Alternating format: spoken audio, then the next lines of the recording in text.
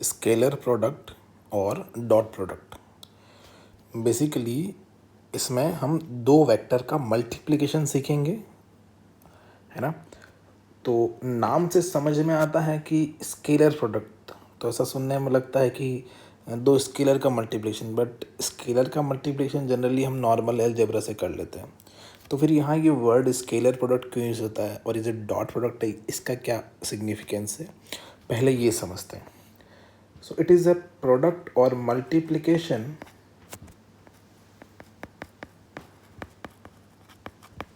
Of two vectors. दो vector को multiply करने पर जो आंसर आएगा द रिजल्ट इज स्केलर। क्या मतलब है कि मल्टीप्लाई तो दो वेक्टर को ही करना है, लेकिन जो आपका रिजल्ट आएगा वो स्केलर होगा, उसकी डायरेक्शन नहीं होगी।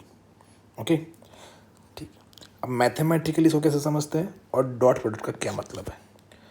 तो अगर हम दो वेक्टर मान लेते हैं ए, और सिंबलिक फॉर्म में अगर मुझे वेक्टर को बताना होता है तो मैं कोई एक लेटर लिखता हूँ, जैसे कि मैंने ए लिखा है, ये किसी फिजिकल क्वांटिटी को शो कर रहा है, इसके ऊपर एक एरो लगा देते हैं।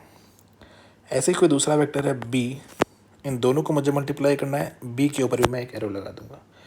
मैथमेटिकली इन दोनों का अगर स्केलर प्रोडक्ट निकालना है तो इन दोनों के बीच में एक डॉट लगाना होता है। ये है छोटा सा डॉट का सिग्निफिकेंस।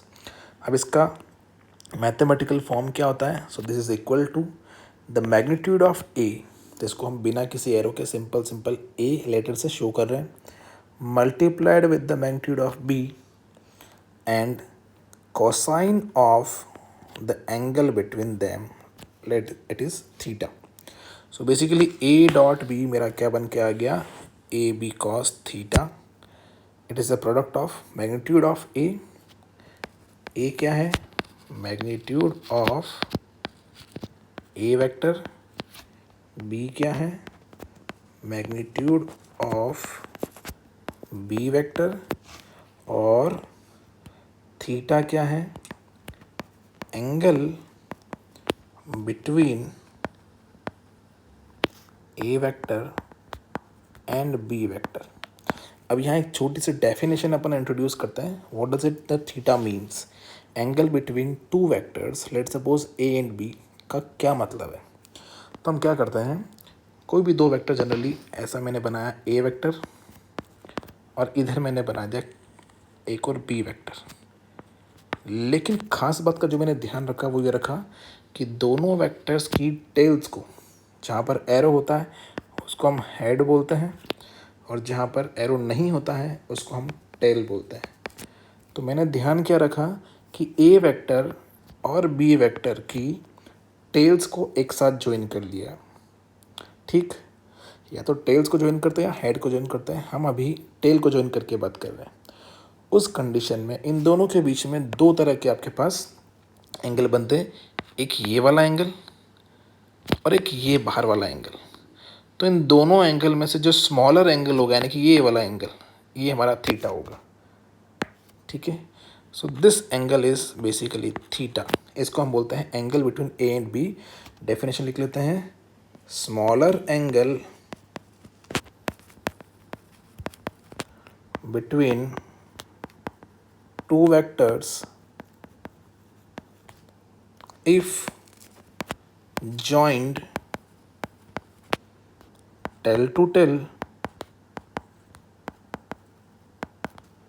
और head to head। Head to head का क्या मतलब रहा, हेड टू हेड का मतलब ये रहा कि अगर मैं बी वेक्टर की डायरेक्शन तो वही रखूँ, लेट सपोज मैंने वही रखी, मैंने ए को पैरेलल शिफ्ट किया यहाँ से यहाँ पर इधर, ये आपका ए वेक्टर है in terms of magnitude and direction. Then इनके बीच का जो स्मॉलर एंगल होगा, ये तो लार्जर एंगल हो गया, इसको नहीं लेंगे, ये smaller angle, and that will be the theta. तो स्मॉलर एंगल ये हो गया आपका थीटा। तो दोनों ही केस पॉसिबल है, ठीक है। तो कभी अगर थीटा फाइंड आउट करना हो तो ये डेफिनेशन आप याद रखना, this is the definition of angle between two vectors. जिसमें हमें पहले तो उनको टेल टू टेल जोड़ना है या फिर हेड टू हेड जोड़ना है, एंड आफ्टर दैट दो एंगल बनेंगे जिनमें से एक एंगल छोटा होगा, एक एंगल बड़ा होगा। हमें स्मॉलर एंगल को थीटा मान के काम करना है। अब हम ए डॉट बी को डिफाइन कर सकते हैं, ए बी कॉस थीटा। आपको थीटा समझ में आ गया, ठीक है। कॉस ही लेना है यहाँ पर, बस ये ध्यान रखना है। इसका जो भी रिजल्ट आएगा उसमें किसी भी तरह का मैंने कोई भी, देखो ए मैग्नीट्यूड है, बी मैग्नीट्यूड है और कॉस थीटा ये भी एक वैल्यू निकल करके आएगी। टेक्नोमेट्रिक रेशियोज़ है, उसका वीडियो पहले डाल दिया है। ये भी एक वैल्यू निकल के आएगी जो कि स्केलर होगा। जैसे मैं एक एग्जांपल लेता हूँ, फिजिक्स में work done is basically a scalar product of force vector and displacement vector। मैंने बीच में लगा दिया डॉट। इसको हम सिंप्लीफाई करें फॉर्मूले के अकॉर्डिंग तो एफ वेक्टर का मैग्नीट्यूड हम लोग एफ ले लेते हैं और डिस्प्लेसमेंट एस वेक्टर का मैग्नीट्यूड हम लोग एस ले लेते हैं, F S into cos of theta angle between them. ऐसे ही एक और एग्जांपल हम लोग ले सकते हैं, पार means P that is equals to force and the dot product of velocity, force और वेलोसिटी का डॉट प्रोडक्ट। इसको सिंप्लीफाई करके क्या लग सकते हैं, फॉर्मूला अप्लाई करेंगे तो फोर्स का मैग्नीट्यूड, वेलोसिटी का magnitude and cos of the theta angle between them which is the smaller when they are join tail to tail. ठीक है, चलो अब ये तो रही हमारी बेसिक एक डेफिनेशन ए डॉट बी की, a b cos theta generally अगर हम बात करें तो। अब आती हैं इसकी कुछ प्रॉपर्टीज।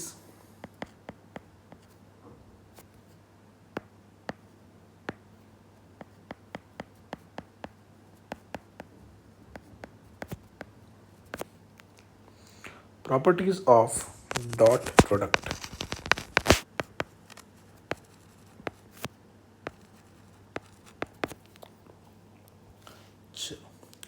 सबसे पहला चीज जो हमने इसका फॉर्मूला लिखा उसी से बात करते हैं।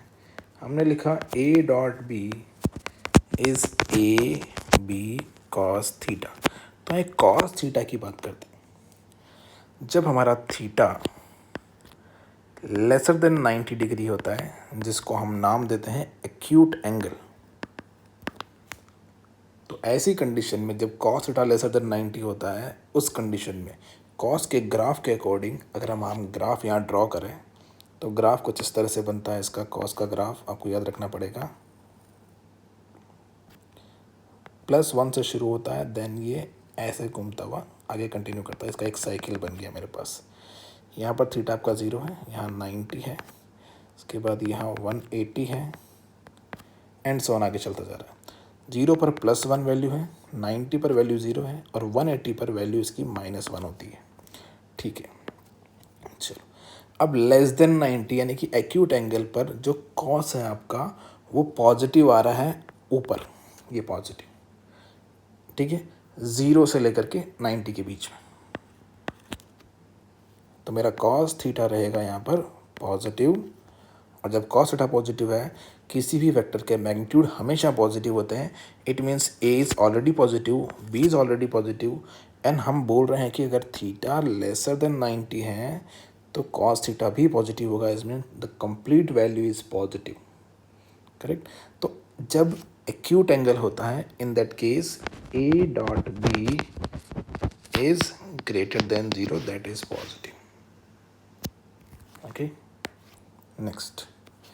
अब अगर मैं बोलूँ कि थीटा की वैल्यू 90 से ज़्यादा है, ग्रेटर देन 90, यहाँ हम इक्वालिटी नहीं लगा रहे हैं अभी, but it is lesser than 180, but 180 पे हम इक्वालिटी लगा रहे हैं, इक्वल टू 180, इसको हम बोलेंगे ऑब्ट्यूज एंगल। ऑब्ट्यूज एंगल में थीटा की वैल्यू 90 से ज़्यादा है बट 90 पर इक्वालिटी नहीं है, और 180 से कम है और 180 पर इक्वालिटी है। इन दैट केस अगर आप देखो यहाँ से तो आपका जो ग्राफ बन रहा है क्रॉस का, उसके अंदर 90 से लेकर 180 तक वैल्यू नेगेटिव जा रही है और 180 पर तो -1 हो जा रही है। यानी कि बेसिकली मेरा कॉस थीटा यहाँ पर नेगेटिव रहेगा जब एंगल 90 से ज़्यादा होगा ग्राफ के अकॉर्डिंग। ठीक है, it means a dot b जो है ये आपका लेसर देन 0 रहेगा, नेगेटिव। तो जो भी क्वांटिटी आएगी उसकी डायरेक्शन नहीं होगी। एक खास इंपॉर्टेंट चीज़ है यहाँ पर, ध्यान से देखना, ये स्केलर है कि कोई डायरेक्शन नहीं है, बट जो वैल्यू है वो पॉजिटिव है। अगेन ये स्केलर है कि कोई डायरेक्शन नहीं है, बट जो वैल्यू है वो नेगेटिव है, जैसे कि नंबर लाइंस पर होती है, लाइक दिस, ऐसा कि यहाँ पर 0, इधर आपकी पॉजिटिव वैल्यू +1 +2 चलती है, इधर आपकी -1 -2, बट इसका डायरेक्शन से कोई लेना देना नहीं है, मैथमेटिकली नंबर लाइन है। ओके, लास्ट हमने एक इक्वालिटी यहाँ पर रहने दी है, दैट इज़ थीटा की वैल्यू जब 90 के बराबर होती है तब क्या होता है। तो थीटा की वैल्यू जब 90 होगी, यानी कि दोनों वेक्टर एक दूसरे के परपेंडिकुलर होंगे, और cos 90 की वैल्यू आप यहाँ देख सकते हो 0 आ रही है। इट मीन्स जो आपका cos थीटा होगा उसका वैल्यू 0 होगा, और जब कोई वैल्यू 0 से मल्टीप्लाई होती है तो कंप्लीट वैल्यू 0 बन जाती है, यानी कि a.b जो है वो आपका हो जाएगा 0। और इसका अगर मैं वाइस वर्सा कंडीशन देखूं कि थीटा 90 होने का मतलब है दोनों वेक्टर एक दूसरे के परपेंडिकुलर जब उनको टेल से टेल जॉइन की जाए, यानी कि जैसे कि यहाँ पर ये मेरा a वेक्टर हो गया, ये b वेक्टर हो गया, इन दोनों के बीच का एंगल 90 है। इन दैट केस ये है आपके a.b को क्या कर देंगे 0। ऐसी कंडीशन में अगर a.b 0 है तो a is perpendicular to b, ये भी एक उल्टा प्रूफ है, यानी कि अगर परपेंडिकुलर है तो a.b 0 और a.b 0 है तो दोनों परपेंडिकुलर होंगे। थीटा लेसर देन 90 का डायग्राम कैसा बनेगा, जो हमने ऊपर बनाया था बिल्कुल डिट्टो, ये लेसर देन 90 वाला डायग्राम है। ऐसी कंडीशन में आपका वर्क डन या पावर जो भी आप डॉट प्रोडक्ट से निकालते हैं वो पॉजिटिव आएगा, बट ऑप्टिक्स एंगल के लिए क्या हो जाएगा, ऐसा कुछ, ए वेक्टर और बी वेक्टर के बीच का एंगल थीटा ग्रेटर देन 90 होगा, और ऐसी कंडीशन में आपका जो वर्क डन होगा वो नेगेटिव आएगा।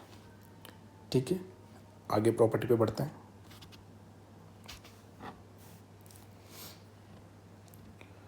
कम्यूटेटिव प्रॉपर्टी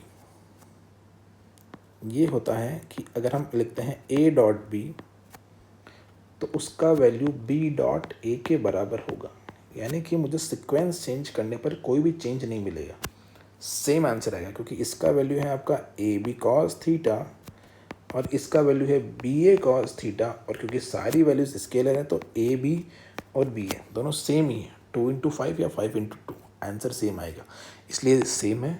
इस प्रॉपर्टी को हम बोलते हैं कम्यूटेटिव प्रॉपर्टी।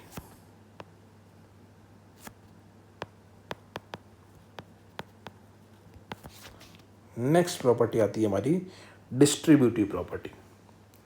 अगर मैं a का डॉट प्रोडक्ट लेता हूँ दो टर्म के साथ में, एक b है और एक c है, तो जो नॉर्मल हम ब्रैकेट ओपन करते हैं उस तरह से हम इसको ओपन कर सकते हैं, डिस्ट्रीब्यूट कर देंगे a को b के साथ में और a को c के साथ में, बट डॉट प्रोडक्ट बना के रखेंगे ये वाला, तो ये हो जाएगा a.b मल्टीप्लाई किया, बट मल्टीप्लिकेशन कैसा है, स्केलर प्रोडक्ट a.b, एक तो ये आ गया। अब जो भी टर्म यहाँ पर प्लस या माइनस जो भी उसको रख देंगे हम लोग, प्लस और minus whatever it is, then हम लिखेंगे a.c। ठीक, इस प्रॉपर्टी को बोलते हैं डिस्ट्रीब्यूटिव प्रॉपर्टी।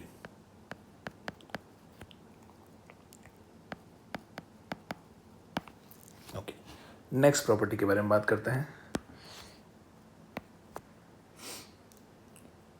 a.b का मैक्सिमम वैल्यू कितना होता है।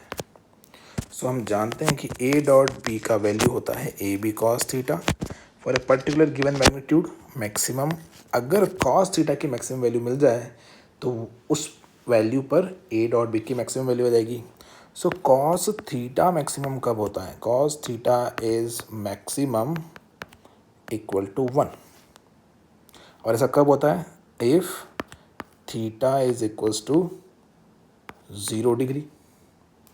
थीटा 0 डिग्री होने का मतलब क्या है कि ए और बी के बीच का एंगल 0 डिग्री है। What does it mean, it means कि अगर ए वेक्टर आपका इधर है और बी वेक्टर भी इधर ही है, अब इन दोनों वेक्टर्स के बीच का जब हम इनको टेल से टेल मिलाएंगे, लेट सपोज हम बी को इसी के ऊपर ड्रॉ कर देते हैं यहाँ पर इस तरह से, और ए भी यहीं पर है, तो ऐसी कंडीशन में दोनों के टेल साथ में मिल गए और इनके बीच का बाहर वाला एंगल बन रहा है 360 और अंदर वाला एंगल बन रहा है 0, यानी कि इनके बीच में कोई एंगल बन ही नहीं रहा है बेसिकली।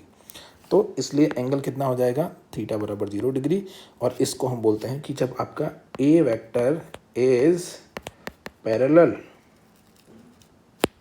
टू बी वेक्टर, यानी कि ए अगर बी के पैरेलल होगा तो हम क्या बोलेंगे कि ऐसी कंडीशन में इनका जो आपका डॉट प्रोडक्ट है या स्केलर प्रोडक्ट है वो मैक्सिमम होगा और उसकी वैल्यू कितनी हो जाएगी, that is a into b. Simple उनका जो मैग्नीट्यूड है उनको मल्टीप्लाई कर दो। क्लियर। ए डॉट बी का मैक्सिमम वैल्यू कितना हुआ, a b. Okay, next, what about the minimum value.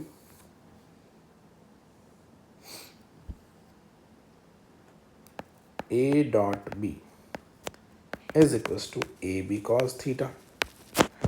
इसका जो मिनिमम वैल्यू है, कॉस थीटा की मिनिमम वैल्यू पर डिपेंड करेगा, और cos theta is minimum equal to -1।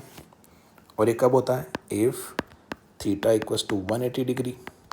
Graph से देखा हमने भी, थीटा बराबर 180 पर कॉस थीटा -1 होता है।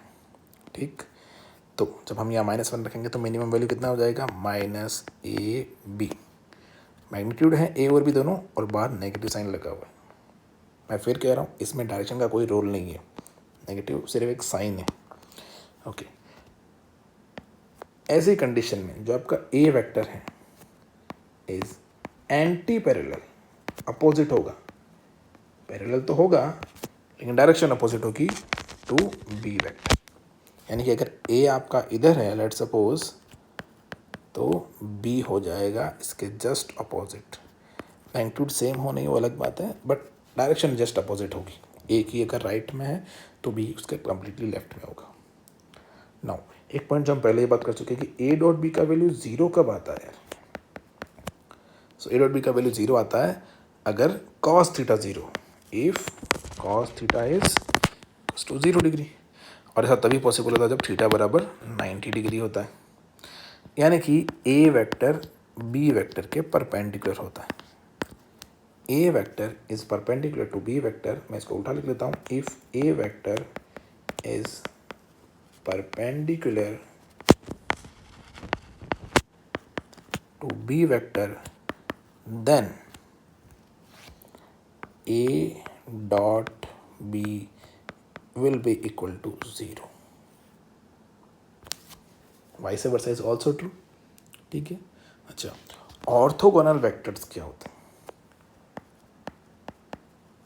ऑर्थोगोनल वेक्टर्स, तो हमारे पास 3 एक्सिस होते हैं, एक्स, वाई और जेड एक्सिस। हर एक्सिस के अलोंग हम एक ऐसा वेक्टर लेते हैं जिसका मैग्नीट्यूड 1 होता है। The term is unit vector.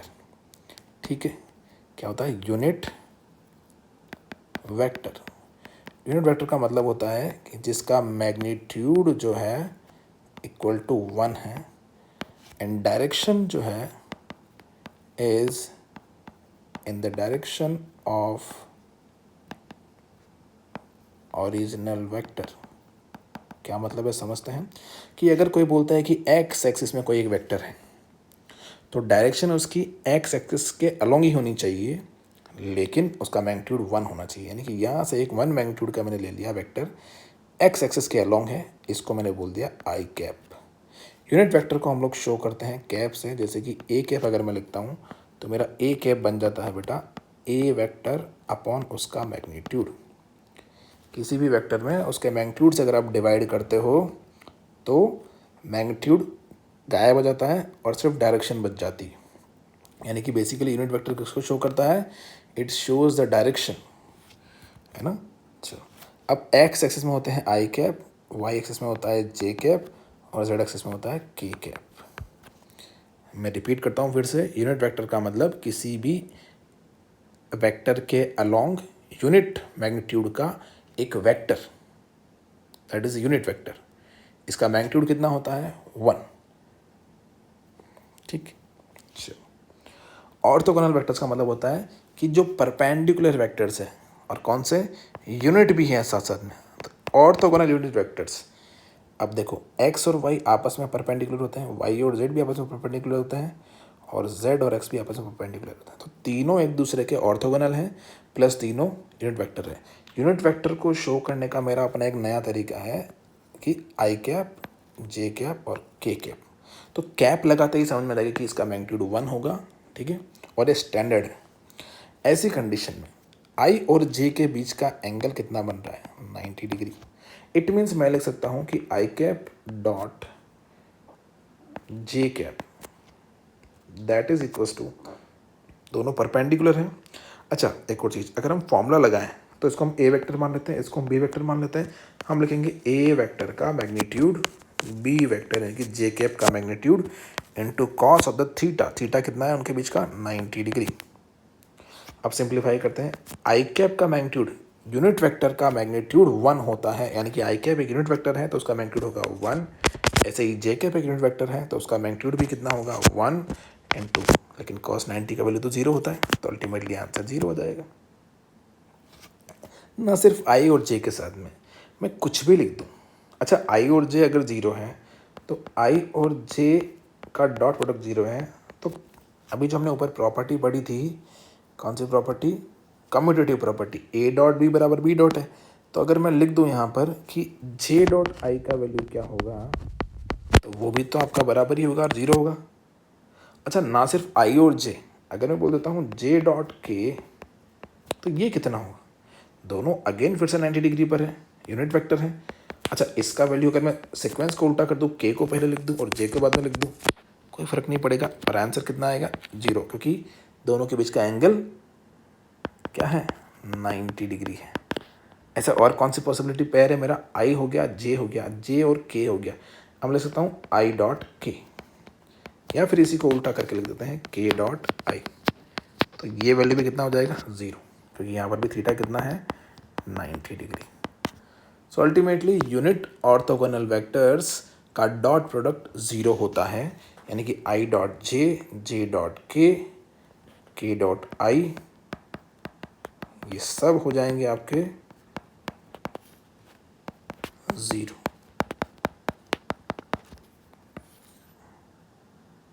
Okay चलो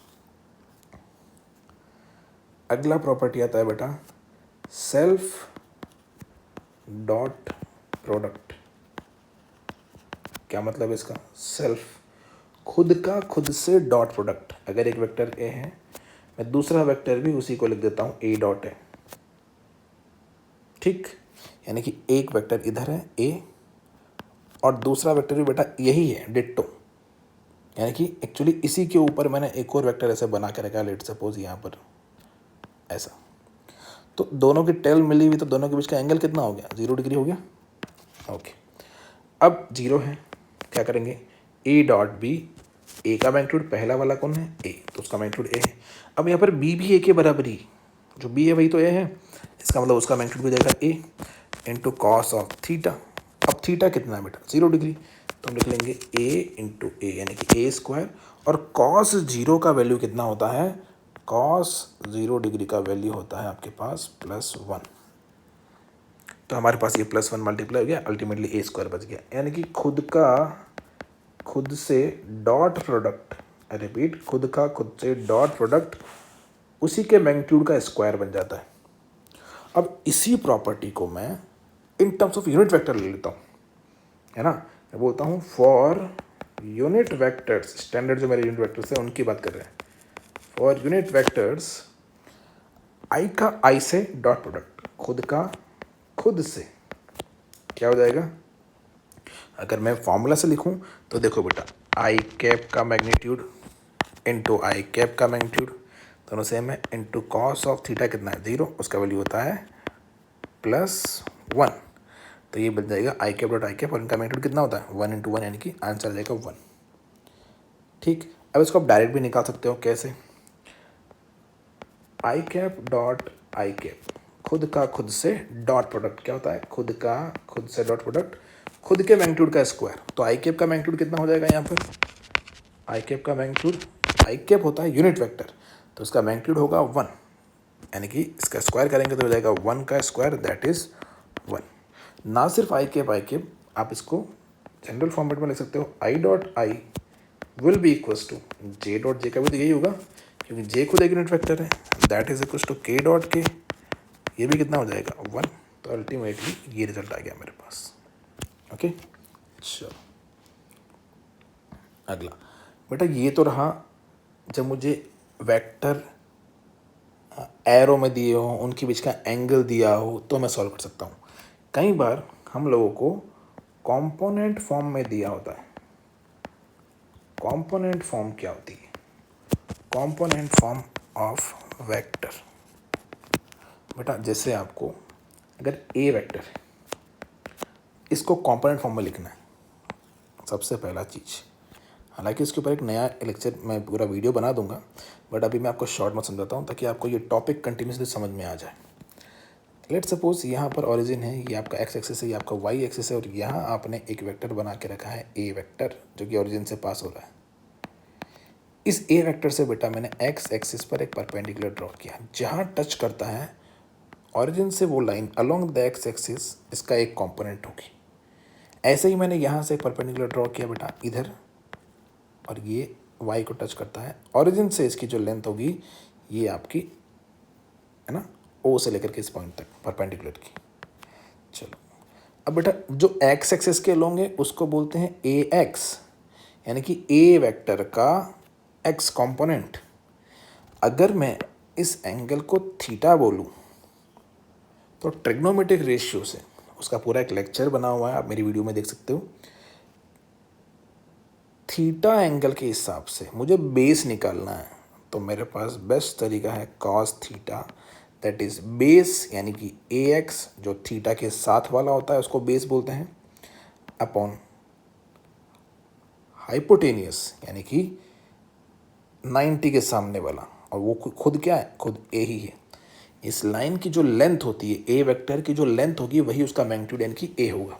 ठीक है, किसी भी वेक्टर का मैग्नीट्यूड उस वेक्टर की लेंथ से शो किया जा सकता है, तो ये हमारा ए हो गया। इसका मतलब हम बोल सकते हैं it is A X upon A. तो यहाँ से ए एक्स का वैल्यू कितना आया, ये आ गया, इसको इधर मल्टीप्लाई कर देते हैं, it is A cos theta. चलो तो थीटा के साथ वाला कंपोनेंट क्या बोलूँगा मैं, थीटा के साथ वाला कंपोनेंट क्या होता है, कॉस थीटा, यानी कि ए कॉस थीटा। थीटा के साथ वाला कंपोनेंट क्या बन जाएगा, ए कॉस थीटा। तो दूसरा कंपोनेंट कौन सा है बेटा, ये है वर्टिकल वाला जो मैंने वाई एक्सिस में निकाला, ये ए वाई। अच्छा पैरेलल है तो ये भी ए वाई होगा और ये भी ए एक्स होगा, ऊपर वाला भी है ना। चलो अब ए वाई जो है उसका वैल्यू कैसे निकालते हैं, तो बेटा ए वाई थीटा के हिसाब से मेरा परपेंडिकुलर बन रहा है। देखो थीटा के सामने वाला क्या होता है, परपेंडिकुलर। तो मैं लिख लेता हूँ यहाँ पर, लेट से हम लिख लेते हैं sine theta that will be equals to perpendicular upon hypotenuse. Perpendicular कितना है ए वाई, हाइपोटेनियस कितना है बेटा ए। तो यहाँ से मेरा ए को साइन थीटा से मल्टीप्लाई करने पर ए वाई आता है ए साइन थीटा। ये वाई कंपोनेंट है ए का, इसको हम आसानी से बोल सकते हैं थीटा के सामने वाला कंपोनेंट। ठीक है, तो वाई कंपोनेंट कौन, थीटा के सामने वाला कंपोनेंट, और थीटा के साथ वाला ए कॉस थीटा। चलो तो दो कंपोनेंट में टूट गया। ठीक, अब जब ऐसा कंपोनेंट फॉर्म आपको मिलता है ना। अच्छा ये तो सिर्फ इसका मैग्नीट्यूड रहा, ये दोनों क्या है, मैग्नीट्यूड है कंपोनेंट्स के। अगर मुझे वेक्टर की फॉर्म में लिखना हो, मैं लिख सकता हूँ A x vector is, A X का मैग्नीट्यूड कितना है, ए कॉस थीटा। तो मैंने पहले लिख लिया मैग्नीट्यूड ए कॉस थीटा। और अब मुझे चाहिए डायरेक्शन। देखो ये बहुत इंपॉर्टेंट चीज़ है जो हमने यूनिट वेक्टर से पढ़ी थी कि यार यूनिट वेक्टर का मतलब होता है वेक्टर अपॉन उसका मैग्नीट्यूड। तो इससे ऐसा भी तो हो सकता है, वेक्टर इज इक्वल टू, इसको मल्टीप्लाई कर दो ए को इधर, मैग्नीट्यूड इनटू डायरेक्शन। कोई भी वेक्टर कैसे शो होता है, उसका मैग्नीट्यूड और उसकी डायरेक्शन से शो होता है। तो ए एक्स वेक्टर का मैग्नीट्यूड कितना है, ए कॉस थीटा, और डायरेक्शन कौन सी है, देखो बेटा A X along the X axis है और एक्स एक्सिस में डायरेक्शन मेरी होती है आई कैप, तो मैं साथ में सिंपल सा यहाँ लिख दूंगा इट इज़ आई कैप। ऐसे ही मुझसे कोई पूछे ए वाई वैक्टर कितना होगा, तो पहले मुझे देना पड़ेगा इसका मैग्नीट्यूड यानी कि ए साइन थीटा, जो कि मैं ट्रिग्नोमेट्री वाली चीज़ों से निकाल चुका हूँ। अब मुझे चाहिए इसकी डायरेक्शन। अगेन ए वाई बेटा वाई डायरेक्शन में है और वाई डायरेक्शन में आपकी डायरेक्शन को शो करते हैं हम लोग जे कैप यूनिट वेक्टर से, राइट। तो हम लिख लेंगे ए साइन थीटा जे कैप। अब यहाँ पर मैंने लिख रखा है ए वेक्टर। ए वेक्टर के दो कंपोनेंट हुए, ए एक्स वेक्टर और ए वाई वेक्टर। तो कंपोनेंट का मतलब होता है कि जिन दो वेक्टर के सम को अगर हम वेक्टर का एडिशन लिखें, ये एक नया टॉपिक बनेगा, वेक्टर एडिशन वहाँ पढ़ेंगे, बट फिलहाल हम इसको लिखना सीख रहे हैं कि ए एक्स प्लस ए वाई अगर वेक्टर है तो उन दोनों को हम एक ही फॉर्म में इस तरह से लिख सकते हैं, है ना, ठीक है। इसको आप ट्राइंगल लॉ से समझ सकते हो, पैरेललोग्राम लॉ से समझ सकते हो। तो बेसिकली किसी भी वेक्टर को उसके constituents component a x vector and A y vector में मैं इस तरह से लिखता हूँ, राइट। चलो अब इसको हम ऐसा ले सकते हैं कि A vector can be given as A x I cap, क्योंकि एक्स उसका मैग्नीट्यूड है और आई कैप उसकी डायरेक्शन है, प्लस ए वाई ये उसका मैग्नीट्यूड और जे कैप उसकी direction. That is also format. चलो अब इस फॉर्मेट में मैं बोलूँ तो ए एक्स एंड ए वाई मेरे क्या है बेटा, यहाँ पर जो हमारे ए एक्स और ए वाई है वो कंपोनेंट है। ए एक्स इज एक्स कंपोनेंट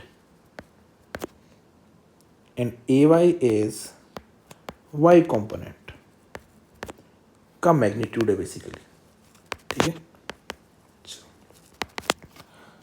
क्योंकि कंपोनेंट तो पूरा वेक्टर होता है ना। अच्छा, so A X and A Y X component Y component आ गए। अगर ऐसे ही मुझे कोई बोले कि बी वेक्टर को लिखो तो मैं क्या लिखूंगा, मैं लिखूंगा बी एक्स आई कैप प्लस बी वाई जे cap. Okay, C vector D vector कुछ भी लिख सकते हो आप।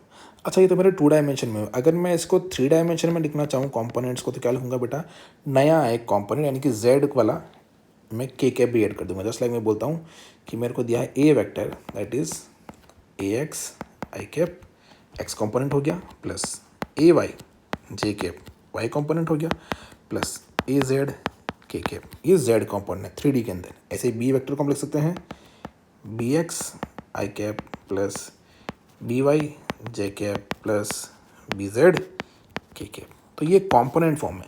अब ऐसा अगर क्वेश्चन गिवन हो, क्वेश्चन में कंपोनेंट फॉर्म गिवन हो, देन हम कैसे सॉल्व करेंगे डॉट प्रोडक्ट को।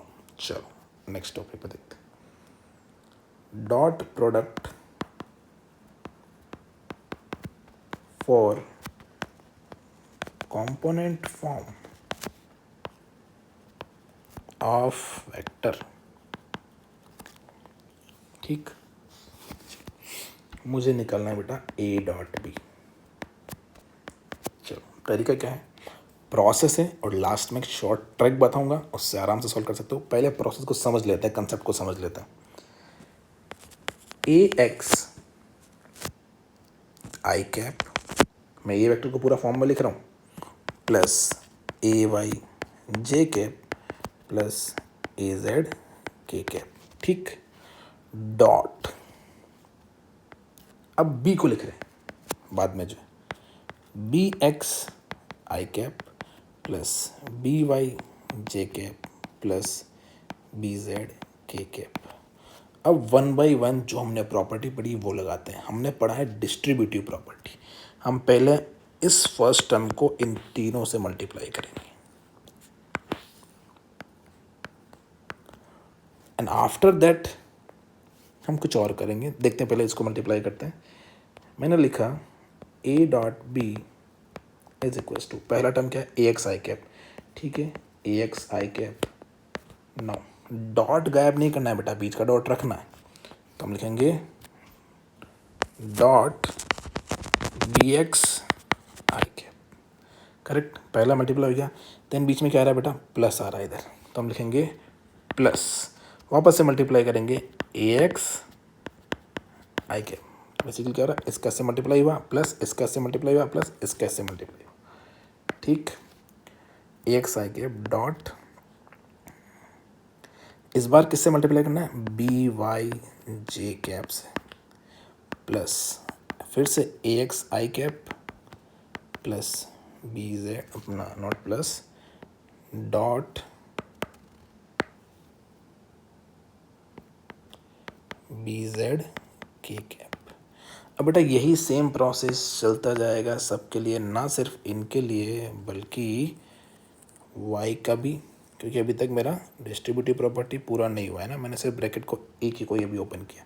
अगला होगा ए वाई का बी एक्स से, इसका इससे और इसका इससे। नेक्स्ट लाइन, इसी के आगे लाइन है ना, तो मैं प्लस करके लिख रहा हूँ, प्लस ये हो जाएगा आपका ए वाई जे कैप डॉट बी एक्स आई कैप प्लस, अब देखो ए वाई का बी वाई से, यानी कि ये हो जाएगा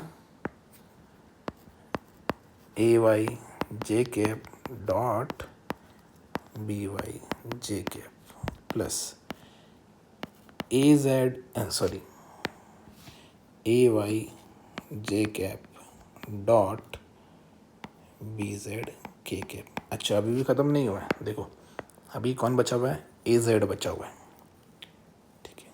तो उसको भी सिंप्लीफाई कर लेते हैं, ए जेड को बी एक्स से, फिर बी वाई से, फिर बी जेड से, प्लस लिखना ही पड़ेगा मुझे, ए जेड के cap dot B X I cap plus A Z के cap dot B y J cap plus A Z के कैप डॉट बी जेड के कैप। ओके नाउ अब हो गया सारा मल्टीप्लिकेशन, है ना, कुछ भी नहीं बचा है। पहले वाले को तीनों से, दूसरे वाले को तीनों से और तीसरे वाले को तीनों से मल्टीप्लाई करके मैंने टोटल 9 टर्म्स बना लिए।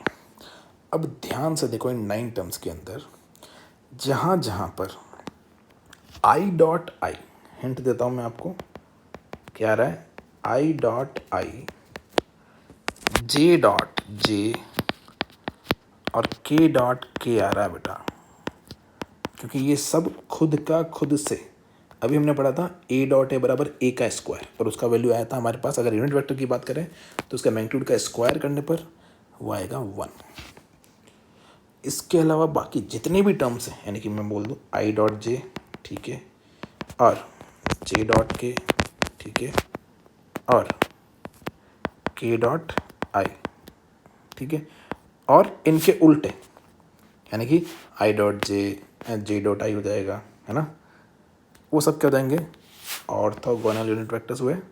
आई और जे के बीच का एंगल होता है 90 डिग्री, दोनों परपेंडिकुलर होता है, एक एक्सिस में एक वाई एक्सिस में, तो 90 डिग्री होने पर डॉट प्रोडक्ट कितना बन जाता है, ए डॉट बी कॉस 90 की वजह से 0, ठीक।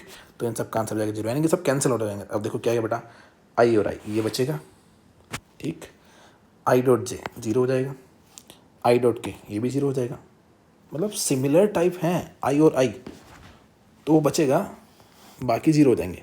तो जे डॉट आई ये 0 हो गया, जे डॉट जे ये बच गया, जे डॉट के ये 0 हो गया, के डॉट आई ये भी 0 हो गया, के डॉट जे ये भी 0 हो गया, और ये बच गया। तो बेसिकली मेरे पास सिर्फ 3 टर्म्स बचे हैं, मैं वापस से लिख लेता हूँ तीनों टर्म्स को, A dot B is equal to, देखो तीनों टर्म कौन कौन से हैं, A x I dot B X I, है ना, A X into B X. क्यों लिखा बेटा मैंने, क्योंकि आई डॉट आई तो 1 हो रहा है, क्या करेंगे हमें बेसिकली वेक्टर का ही मल्टीप्लिकेशन करना है, तो ए एक्स तो उसका सिर्फ एक कोफिशिएंट है, ए एक्स और बी एक्स को सिंपल मल्टीप्लाई कर लो, आई डॉट आई का वैल्यू कितना हो गया 1 हो गया। ऐसे यहाँ से जे डॉट जे कितना हो जाएगा बेटा, यहाँ से जे डॉट जे 1 हो जाएगा, है ना, इसमें जे डॉट जे आपका 1 हो गया, तो क्या बना A Y into B Y. Same चीज़ यहाँ पर के डॉट के कितना हो गया 1, तो क्या बचा ए जेड बी जेड मल्टीप्लीकेशन में। चलो ए एक्स बी एक्स प्लस अगला था मेरा ए Y B Y plus A Z B Z. तो कितना इजी है अगर मैं इसको एक जनरलाइज करूं कि भैया एक्स कंपोनेंट को एक्स कंपोनेंट से मल्टीप्लाई कर दो, वाई कंपोनेंट को वाई कंपोनेंट से मल्टीप्लाई कर दो, और जेड कंपोनेंट को जेड कंपोनेंट से मल्टीप्लाई कर दो। कितना इजी ट्रिक है, ठीक है।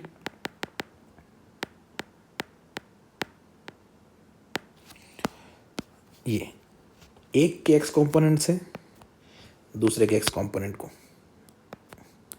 एक के वाई कॉम्पोनेंट से दूसरे के वाई कॉम्पोनेंट को, और एक के जेड कॉम्पोनेंट से दूसरे के जेड कॉम्पोनेंट को।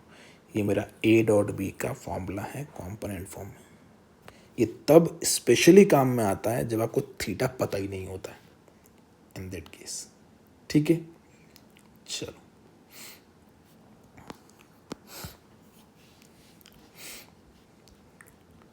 कुछ न्यूमेरिकल कर लेते हैं सिंपल सिंपल से। ओके,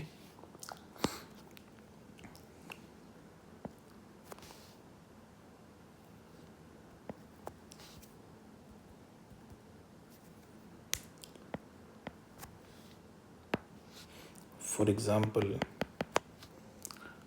दो वेक्टर आपको ऐसे गिवन है, एक है 6 न्यूटन, एक है 4 न्यूटन, इनके बीच का एंगल है 60 डिग्री। ठीक, तो सिंपल सा फंडा, ए डॉट बी का वैल्यू कितना होगा बेटा। 6 न्यूटन उसका मैग्नीट्यूड है और 4 न्यूटन भी उसका मैग्नीट्यूड है, तो हम लिखेंगे magnitude of 1 into magnitude of 2 into cos of the angle between them that is 60 degree. और कॉस 60 डिग्री का वैल्यू यानी कि साइन 30 के बराबर यानी कि 1/2 होता है, इसलिए ये मेरा हो जाएगा 6 इंटू 4 इंटू 1/2, 2 2 ज़ा 4, 6 2 ज़ा 12। ठीक है, ये आ गया अपने पास आंसर। कुछ यूनिट होगी इसकी, है ना, जो भी यूनिट होगी। ठीक, चलो अगला क्वेश्चन देख लेते हैं, सिंपल सा एक और क्वेश्चन कंपोनेंट फॉर्म में। ए वेक्टर गिवन है आपको 2i plus J plus 3k। B vector given है आपको i plus 2j plus k। Okay, A dot B कितना होगा। तो वो जो सब कुछ हमने इतना लंबा किया तो सब करने की ज़रूरत नहीं है। आप इसका एक्स कॉम्पोनेंट उठाओ और इसका एक्स कॉम्पोनेंट उठाओ। आई के साथ में जो है उसको देखो 2 है, इधर आई के साथ में कितना है 1, 2 इंटू 1 प्लस इधर जे के साथ में कितना है 1 इंटू इधर जे के साथ में कितना है 2। साइन के साथ में लूँगा मैं, अगर नेगेटिव होगा तो नेगेटिव लूँगा। के के साथ में कितना है 3, तो प्लस 3 इंटू के साथ में कितना है 1, तो 1 कितना बन गया 2 + 2 + 3 यानी कि 4 + 3 7। तो 7 इसका आंसर हो गया, 7 यूनिट। ठीक है, अगला क्वेश्चन देखते हैं।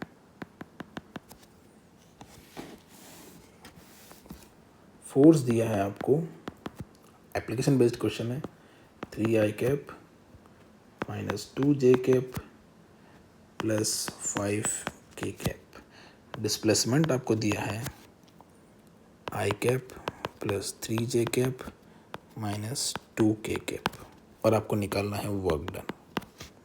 क्या तरीका होगा। Work done is given by f dot S. आप खुद से कर सकते हो उसको।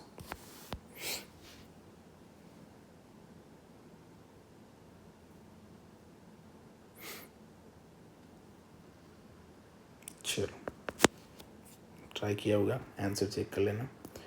इसका एक्स कॉम्पोनेंट 3 इंटू एक्स का एक्स कॉम्पोनेंट 1 प्लस एक्स का वाई कॉम्पोनेंट कितना है -2, इस साथ में लिखेंगे।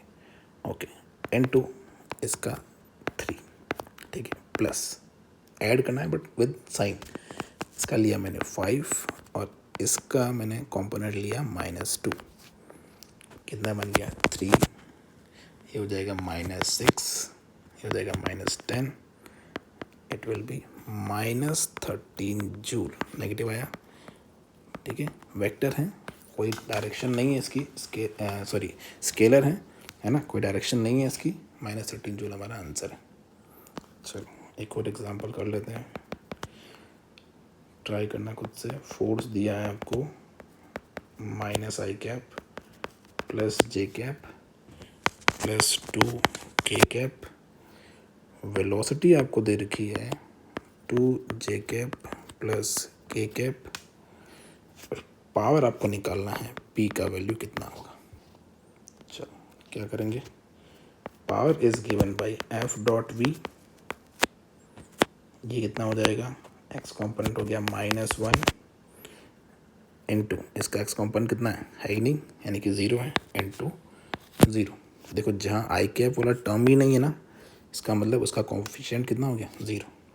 ठीक है, प्लस इस पर एफ का उठाओ, +1, जे का देखो बेटा कितना है 2, प्लस फोर्स का 2 और इसका 1, ब्रैकेट लगाते हैं साथ साथ में, इजी होगा, साइन का प्रॉब्लम नहीं रहेगा। ये हो गया 0, 2 इंटू कितना आ गया 4, और पावर की यूनिट होती है मेरी वॉट, तो 4W, that is the answer. Again ये भी स्केलर है।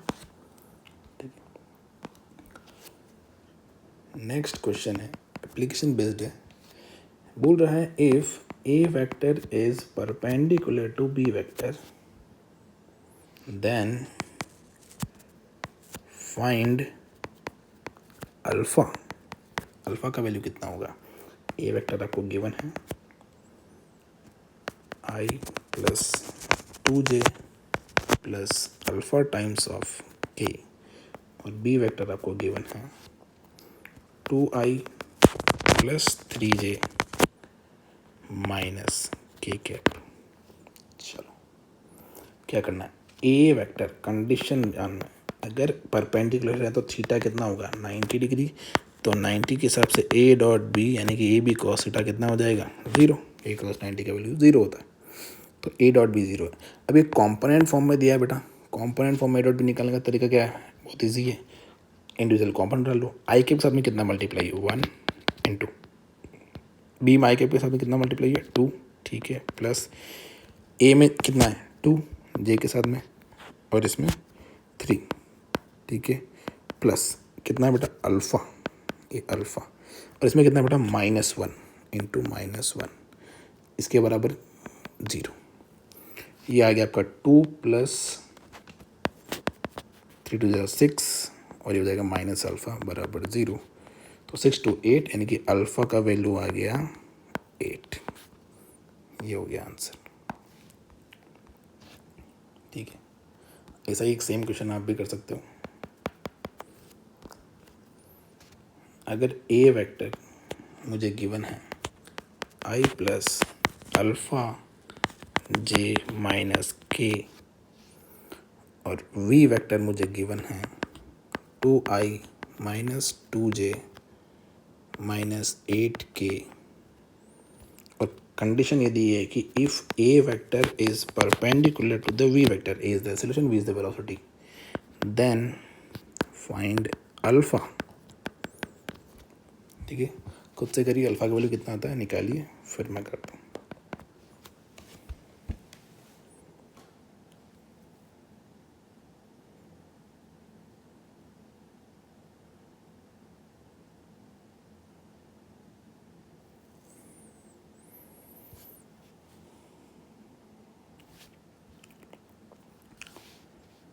चलो बात करते हैं कि ए परपेंडिकुलर है तो ए डॉट वी का वैल्यू 0 रखेंगे।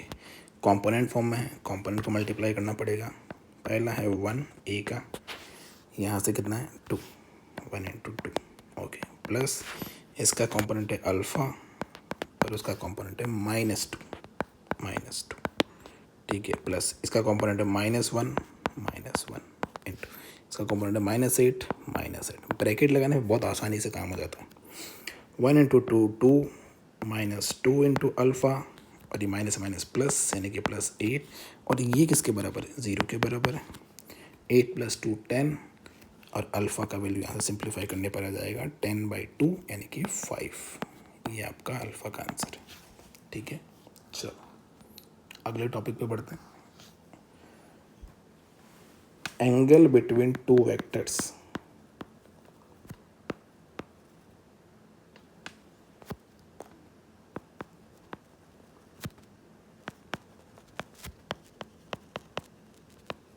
With the help of dot product. तो यार बहुत इजी है, ट्रांसफ़र का फंडा है। ए डॉट बी का फॉर्मूला याद करो फटाफट, ए बी कॉस थीटा। अब यहाँ से सिर्फ कॉस थीटा निकाल लो, तो कॉस थीटा हो जाएगा आपका ए डॉट बी, और जो मल्टीप्लाई में है उसको डिवाइड में भेज देंगे यानी कि अपॉन ए बी। तो बेसिकली ये थीटा कॉस थीटा आ गया, और यहाँ से आपका थीटा कितना हो जाएगा। So theta is cos inverse, यानी कि कॉस की वैल्यू ए डॉट बी अपॉन ए बी आ जाए, उसके लिए थीटा कितना होगा। ठीक है, इन्वर्स का मतलब क्या होता है, यहाँ पर हमें इन्वर्स कोई ट्रिग्नोमेट्रिक फंक्शन इतना पढ़ना नहीं होता। जस्ट लाइक मैं आपको बोल देता हूँ कि cos 60 degree is equal to 1/2। It means 60 degree is equal to cos inverse 1/2। तो अल्टीमेटली ये वैल्यू आपकी जो है अंदर वाली वो पता होनी चाहिए, वो किस कॉस के लिए, बस यही आंसर हो जाएगा। ठीक है,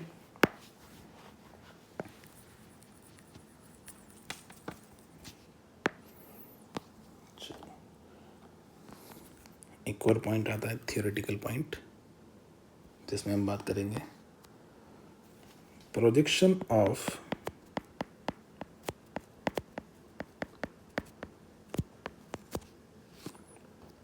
A vector on b vector. एक नया टर्म है बट काफ़ी इम्पोर्टेंट, काफ़ी इंटरेस्टिंग टर्म है, और इसको बहुत सिंप्लीफाई करके समझाने वाला हूँ मैं।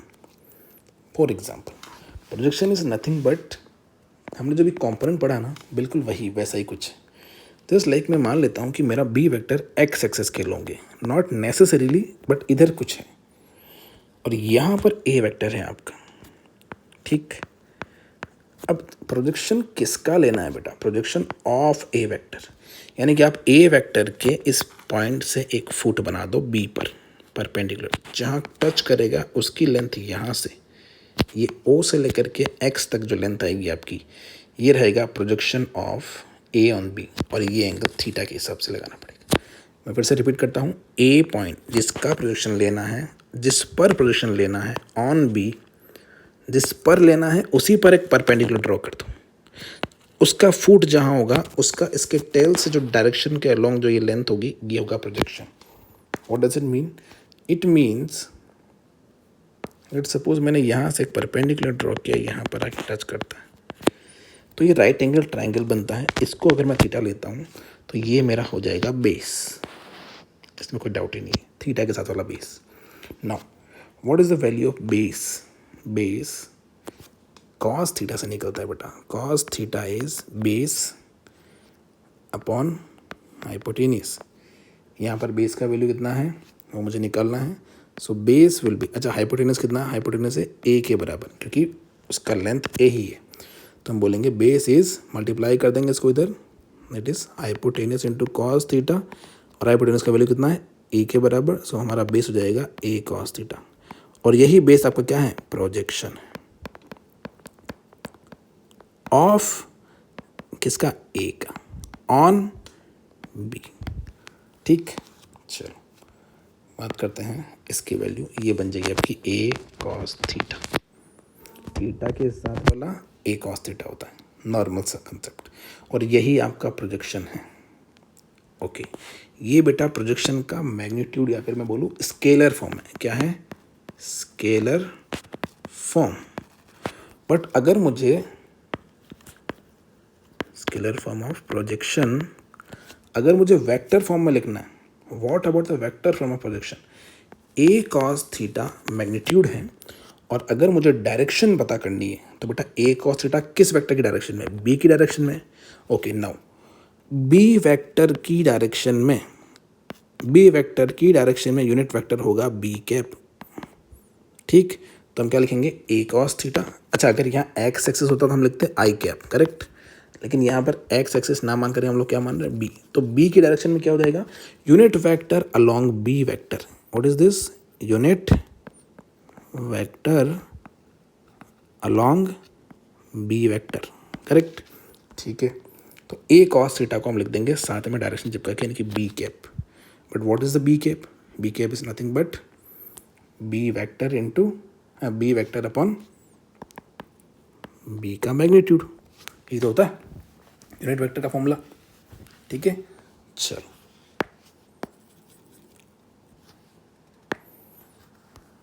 तो ये मेरा स्केलर फॉर्म, ये मेरा वेक्टर फॉर्म। अब इसको डॉट प्रोडक्ट की टर्म्स में लिख लेते हैं हम लोग। तो यहाँ से आप देखोगे मुझे लिखना है ए कॉस थीटा, है ना। ए कॉस थीटा बेसिकली क्या होता है, a b cos theta upon b, ये होता है ए कॉस थीटा। ठीक है, अब ए बी कॉस थीटा, क्योंकि बी से बी कैंसिल हो रहा है, ए बी कॉस थीटा क्या है मेरा, a dot b. So a dot b में अगर मैं बी का डिवाइड कर दूँ तो मेरे पास क्या आ जाएगा, स्केलर फॉर्म ऑफ प्रोजेक्शन।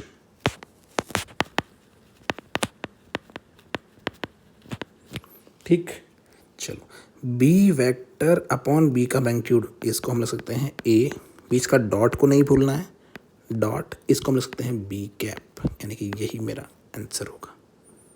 जब मैं बात कर रहा हूँ कौन सी फॉर्म की, स्केलर फॉर्म की, तो ए वेक्टर डॉट बी कैप, ये मेरा आंसर होगा। नाउ नेक्स्ट, अगर मैं बात करता हूँ वेक्टर फॉर्म की,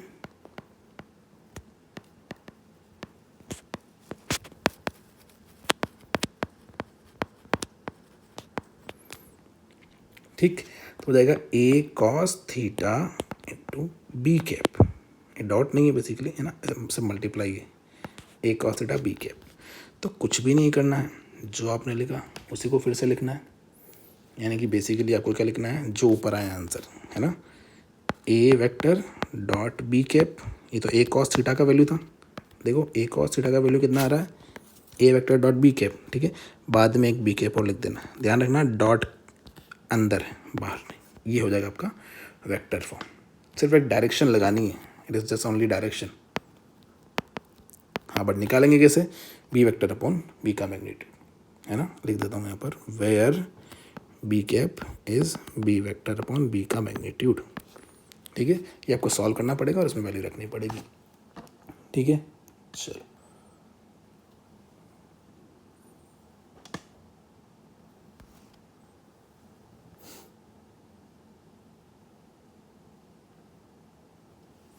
एग्जाम्पल कर लेते हैं इसका एक।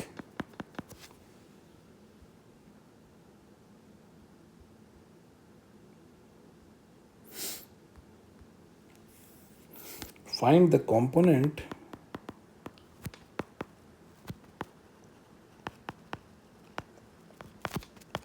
of 3i cap plus 4j cap on x-axis, on y-axis और तीसरा on, इसको भी अलॉन्ग भी बोलते हैं, आई कैप प्लस जे कैप, एक नया वेक्टर है। चलो पहला तो इजीली कई लोगों को तो डायरेक्ट दिख भी रहा होगा कि हाँ भैया एक्स एक्सिस के अलॉन्ग कॉम्पोनेंट कितना है, 3 है, और क्या है ना, स्केलर कॉम्पोनेंट पूछ रहा है बेसिकली, कौन सा पूछ रहा है, स्केलर कॉम्पोनेंट। ठीक,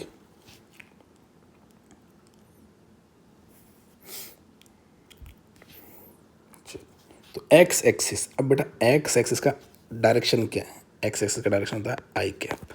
तो आप क्या करो, आपका फॉर्मूला लगा दो। फॉर्मूला क्या होता है बेटा, कंपोनेंट या प्रोजेक्शन की बात करते हैं हम लोग, प्रोजेक्शन की बात करते हैं। So projection sometimes it is also called component. Okay,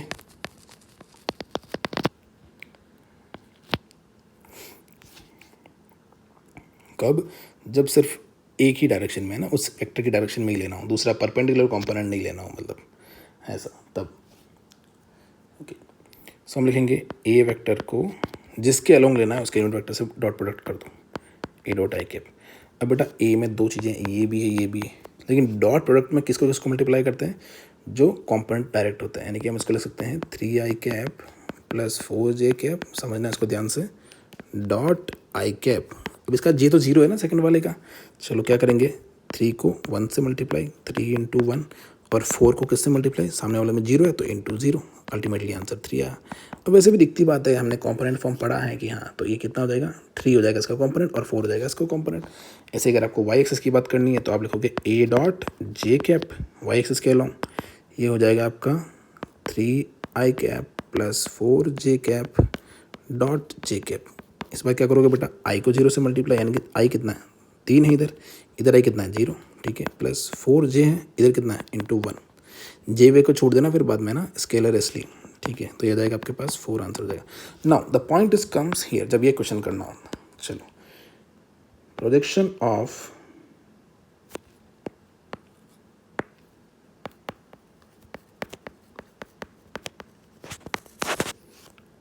three I cap plus 4j cap, ये क्वेश्चन था, है ना, on I cap plus J cap, on I cap plus J cap. बहुत इजी तरीका है, आराम से कर लो। कि देखो तरीका क्या होता है बेटा, पहला वेक्टर उसको लिख दो एज इट इज़, डॉट दूसरा वेक्टर उसका लिख दो यूनिट वेक्टर, ठीक है, a dot B cap. Clear है। हालांकि इसको आप डायरेक्ट लिख सकते हो कॉस थीटा से, बट अभी हमारे को कंपोनेंट फॉर्म में दिया है, तो ए वेक्टर जो फर्स्ट वाला है उसका वेक्टर और दूसरे वाले का यूनिट वेक्टर। अच्छा बी कैप कितना हो जाएगा, मैं इधर से अलग से कैलकुलेट कर लेता हूँ। That is b vector upon उसका मैग्नीट्यूड, ठीक है। अब बात करते हैं मैग्नीट्यूड कैसे निकालते हैं। What about the magnitude, magnitude निकालने का एक बेस्ट फॉर्मूला है बेटा। लेट्स सपोज हम जनरल एग्जांपल लेते हैं कि ए वेक्टर दिया है आपको ए x I cap plus A Y j cap. Then the magnitude of A is given by root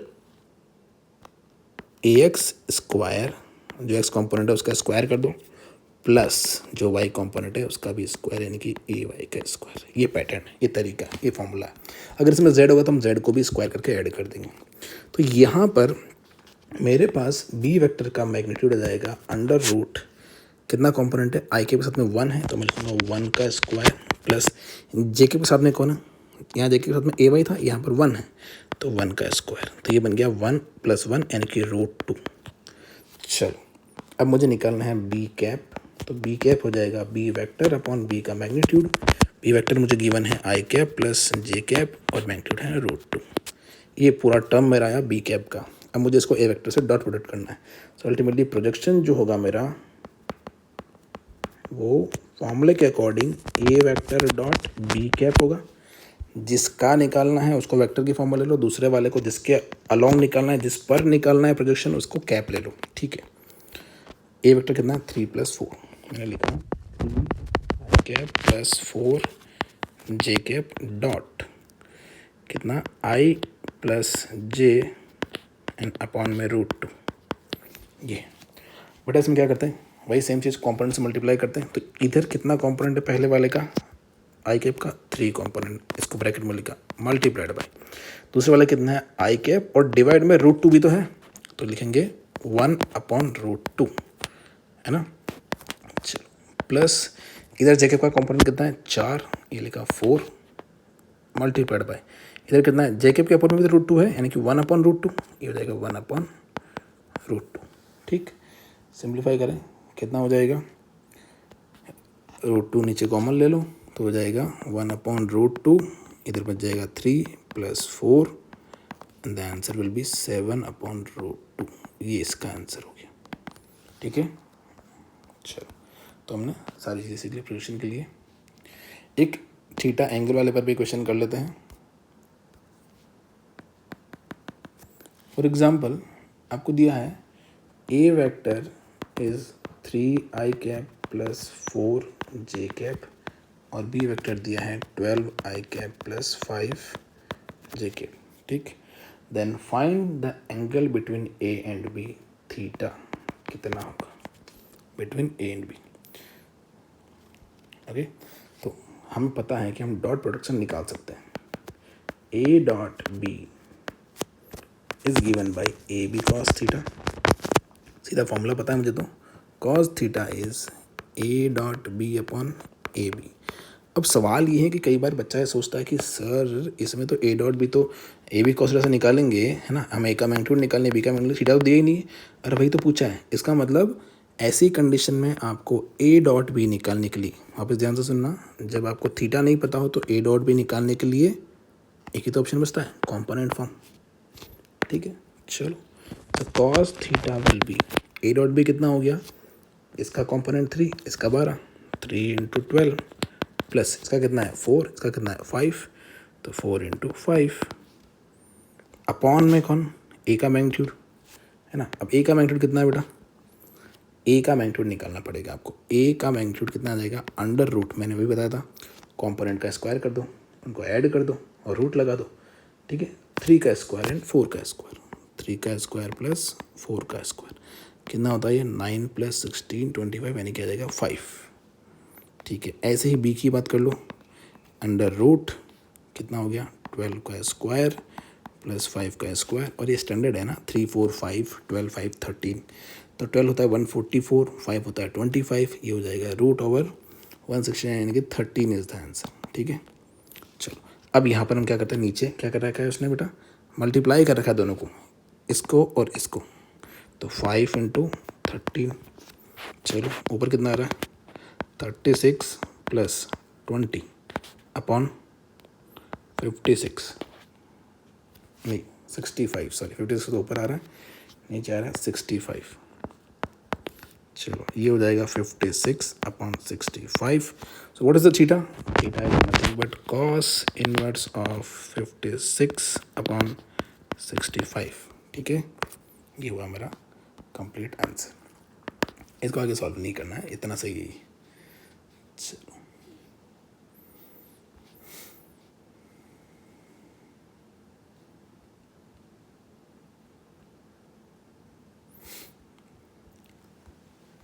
इसमें थोड़ा सा टफ टाइप का सवाल आता है, बहुत अच्छा सवाल है ये, घुमा के पूछते हैं। बोल रहा है find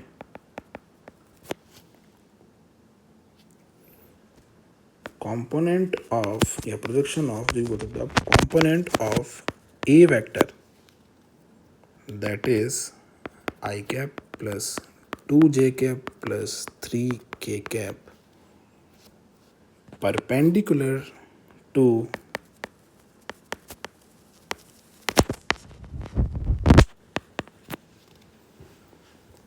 b vector that is I cap plus j cap plus k cap। Correct. अब इस बार अलोंग कंपोनेंट नहीं पूछा बेटा, परपेंडिकुलर पूछ लिया। तो यार हम ये तो जानते हैं कि कोई भी वेक्टर होता है तो उसको हम लिखते हैं A x I cap plus A Y J cap. अब अगर मैं एक्स एक्सेस की बात कर लूँ तो ए एक्स उसके अलोंग कंपोनेंट होगा, यानी कि मैं सकता हूँ it is a vector can be given as perpendicular, parallel या अलोंग, ओके, वेक्टर प्लस ये कौन सा परपेंडिकुलर कंपोनेंट। तो ए वेक्टर का एक और कंपोनेंट हो जाएगा ए परपेंडिकुलर, जो कि आपको निकालना है। तो बेसिकली ये आपको निकालना है ना, क्वेश्चन में ये बोला है, बट पहले आपको ये निकालना आता है by the concept of projection. ठीक, तो क्या बात बोल रहा है बेटा, it is nothing but projection of a vector on b vector that is will be the parallel to the b vector, or we can say parallel to b vector। तो ये तो आपको निकालना बहुत इजीली आता है, क्या करेंगे, अच्छा वेक्टर फॉर्म में निकालना है ना, इन वेक्टर फॉर्म। चलो क्रॉस चेक कर लेते हैं, मतलब निकाल लेते हैं इसको सॉल्यूशन। क्या हो जाएगा, ये होता है बेटा a vector dot B cap और into direction b cap. Correct, ठीक है। ए वेक्टर कितना है मुझे दिया हुआ है, I plus 2j plus 3k, very good, that is I plus 2j plus 3k। ठीक है, डॉट प्रोडक्ट किस साथ में निकालना है बेटा, बी कैप। अब बी कैप क्या है बेटा, बी वेक्टर अपन बी का मैग्नीट्यूड। अच्छा इसका मैग्नीट्यूड कितना निकालेंगे यहाँ से, मैग्नीट्यूड हो जाएगा बेटा अंडर रूट के अंदर कॉम्पोनेंट कितना है 1, 1 का स्क्वायर प्लस जी कैप कितना है 1, तो 1 का स्क्वायर प्लस के कैप कितना 1, 1 का स्क्वायर, यानी कि ये आ गया 1 1 1 3, यानी कि अल्टीमेटली आंसर मेरा कितना आ गया बी का, ये आ गया √3। ठीक है, सो बी का मैग्नीट्यूड √3 हो गया। ओके कोई बात नहीं, b cap is v vector upon √3, i j के मैं लिख लेता हूँ, आई प्लस जे प्लस के, ये बेटा बी वेक्टर है। अगेन मैंने यहाँ क्या लिखा है, बी वेक्टर अपॉन बी का मैग्नीट्यूड, ये लिखा है। तो बी वेक्टर अपना आई जे के अपॉन बी का मैग्नीट्यूड कितना रहता है √3। ठीक, चलो अब लास्ट में क्या लिखा है अभी तक ये, लेकिन इसका डॉट प्रोडक्ट नहीं है, सिंपल ऐसे मल्टीप्लाई करके लिखा हुआ है, यानी कि साथ साथ में क्या लिखा हुआ है बी कैप, और बी कैप कितना है आप देख ही चुके हो, जो पड़ोस में लिखा है वही तो हमारा बी कैप है, यानी कि the same term is there, but इनका डॉट प्रोडक्ट होना है और बाहर वाले का नहीं होना है, यानी कि हो जाएगा मेरा आई प्लस जे प्लस के अपॉन √3। चलो डॉट प्रोडक्ट कर लेते हैं फटाफट से, आई 2 3 1 1 1, तो 1 को 1 से किया, यानी कि 1 इंटू 1 प्लस इसका कितना है 2, इसका कितना है 1, तो 2 इंटू 1, इसका कोफिशिएंट कितना है 3, तो प्लस 3 इंटू इसका कोफिशिएंट कितना है 1, तो हम लिखेंगे 1। ओके, अपॉन में आएगा √3 और √3 बाहर वाला भी, यानी कि हो जाएगा 3 टोटल। ठीक, अच्छा साथ में क्या लिखना है बेटा, साथ में लिखना है आई प्लस जे प्लस के, उसको कुछ भी नहीं करना है, वही इट इज रहेगा, इसका डॉट प्रोडक्ट नहीं हो रहा है, करेक्ट। अब ये सिंप्लीफाई करने पे कितना आ रहा है, 1 इंटू 1 1 प्लस 2 यानी कि 3, 3 इन 3 कितना हो गया, 3 प्लस 3 6, 6/3 यानी कि 2 आ गया। ओके, आई प्लस जे प्लस के, ये आया प्रोजेक्शन पैरेलल ए का पैरेलल कंपोनेंट। अब यार परपेंडिकुलर कंपोनेंट चाहिए मुझे, यहाँ पर इजीली निकाल सकता हूँ। यहाँ पर the perpendicular component is nothing but A vector minus A का पैरेलल कंपोनेंट। ठीक, चलो ए वेक्टर कितना दे रखा था मुझे, I plus 2j plus 3k, correct, I plus 2j plus 3k। Okay, then मुझे क्या करना है, माइनस पैरेलल कितना है, यहाँ से जो मैंने निकाला that is twice of I plus J plus के।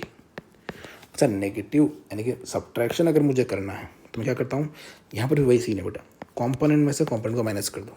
तो मैं क्या करूँगा, यहाँ कितना है 1, यहाँ कितना आएगा -2 मल्टीप्लाई होने के बाद, तो मैं लिखूँगा it is 1 - 2 and that is I cap. फिर इधर लिखा है 2, इधर कितना हो जाएगा -2 है ना, सो हमारा जाएगा +2 - 2 जे कैप, और लास्ट में क्या बचा है 3k कैप, और कितना है -2k कैप, तो हम लिखेंगे +3 - 2k कैप। सिंप्लीफाई करो कितना आ जाएगा 1 - 2 यानी कि माइनस का 1 इंटू आई कैप। ओके, 2 - 2 जे 0 हो गया बेटा, प्लस मैं लिखूंगा ही नहीं इसको, ये तो 0 हो गया पूरा, ठीक है। 3 - 2 कितना होता है 1 यानी कि k कैप। ये हो गया मेरा फाइनल आंसर। ओके, चलो कुछ एक्स्ट्रा न्यूमेरिकल से बेटा, थोड़ा सा 1-2 न्यूमेरिकल प्रैक्टिस के लिए।